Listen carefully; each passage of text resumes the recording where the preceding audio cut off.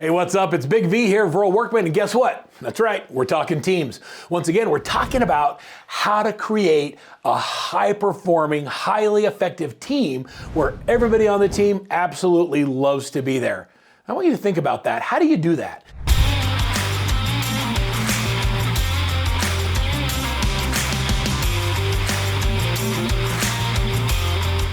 It's not accidental. You don't just say, oh, I'm going to build a great team and everyone's going to get along, or I'm going to build a great team and everyone's going to make money, and then you hope that it happens. I call that wish marketing. Wish marketing is not a thing. It actually doesn't work.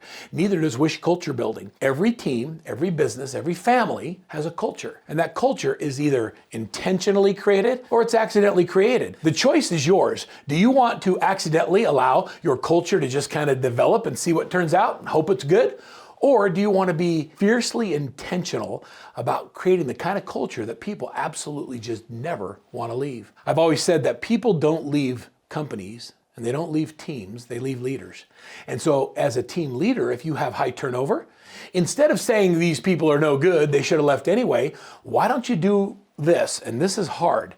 I want you to go into the bathroom, turn on the lights, and look in the mirror. Because if people are leaving and you're having high turnover, the reason is looking back at you. As a leader, we have to decide, are we building the kind of culture that people don't want to leave? Now, some people leave for personal reasons, and there are all sometimes where it's the best thing for people to do for their future because they wanted something that you can't provide, and that's okay. But if people are staying in real estate and they're just going from your team to another team, there's a problem with leadership, and you have to be willing to say, you know what, I got to fix this. So how do we fix it? What are the things as team leaders we can focus on to create that amazing culture and have it be intentional? So I'm going to give you several in this video today.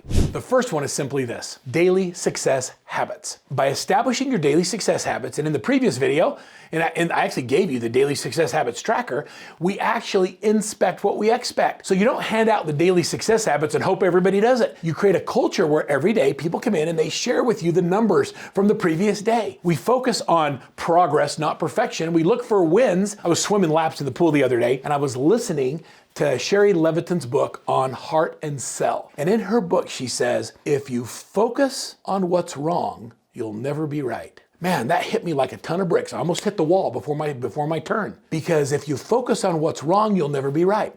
So when you're inspecting what you expect with the daily success habits, I want you to focus on what they did right. Focus on the positive things and then look for areas they can improve, but you don't even have to point them out because they already know. The goal is to get 61 points. If they show up with 12, well, you don't have to tell them how short they are. They already know and they're embarrassed. So what you say is, you got 12 points. That was amazing. How did you do that? And what went really well? And how do we move the needle today? What would you do a little bit differently so we can go to 12 to 24? I don't want them to go to 61 immediately because it's hard. We just focus on progress, not perfection. That right there is a culture where the leader is developing their people. The next thing we do when we create a culture of productivity is we do a daily huddle. So oftentimes I'll be doing a coaching consultation and a client will be on the phone and I'll say, tell me a little bit about your culture. They say, we have a great culture. I'll say, great, what's the rhythm of meetings? And they say, well, every Monday we get together and we have a meeting. And I keep waiting for like, what's next? Well, that's it. Every Monday we get together and have a meeting. That does not create culture. Bringing the team together once a week and not inspecting what you expect, there's no rhythm.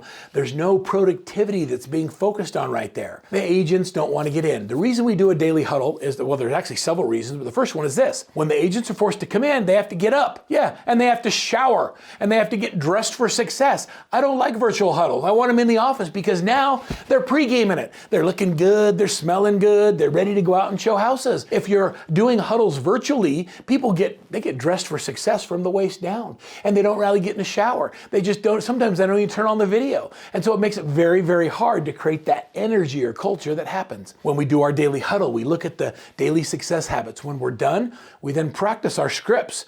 We practice what to say and how to say it with our clients as you go back and forth. We identify the threats that are in the marketplace and we teach our agents how to use emotional intelligence to be able to move people past those threats and get them re-engaged in the buying and selling process. After you've pre-gamed it, after you've played with your scripts, guess what we do as a team? Yeah, we get on the phones and we prospect.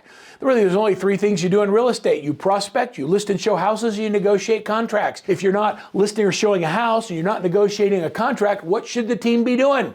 I know. Put in the comments. If you don't write the word prospect, I'm going to lose my mind. We prospect like we hunt. If you're not hunting and you're not looking for business, what are you doing?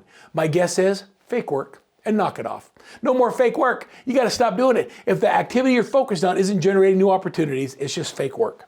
The next thing we want to focus on with our culture of productivity is remembering and reciting our core values. The core values as part of our culture are so important because we hire and fire to those core values. Core values might include things like we inspect what we expect, amazing client experiences, integrity always, we have each other's back, we have our clients' back. We might have things on there like continuing education, always working on improving, never focus on the money, do the right thing. Whatever those core values that you've put on your list are, make sure that your team knows what those core values are and they talk about what those values mean to them and how they incorporate them into their business. By establishing a culture of productivity, by really deciding early that you're going to do daily huddles, that you're going to inspect what you expect, you're going to look at the daily success habits, you're going to practice scripts and dialogues, you're literally going to get on the phone and prospect as a team. What happens is we bring each other up and everybody gets into the game. And when they're into the game becomes more fun. When people are out on the sidelines and they're not coming in the office and they're not participating in huddles,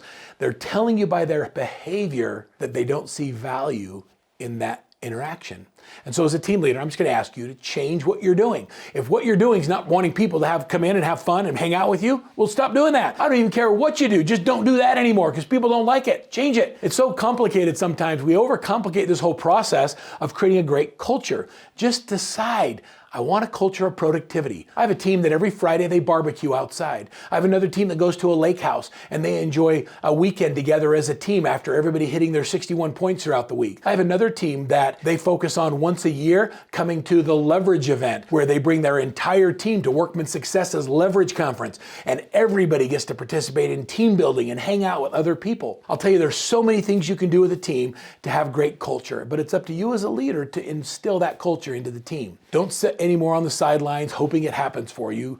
Get up and get serious about creating your team culture. I'm going to give you the real deep daily huddle agenda. You can download it, you can use it with your team, and I encourage you to not just think about it, but start doing it. And remember, it's called a daily huddle for a reason. We do it how often? Daily. Here's to your daily success in creating that incredible culture.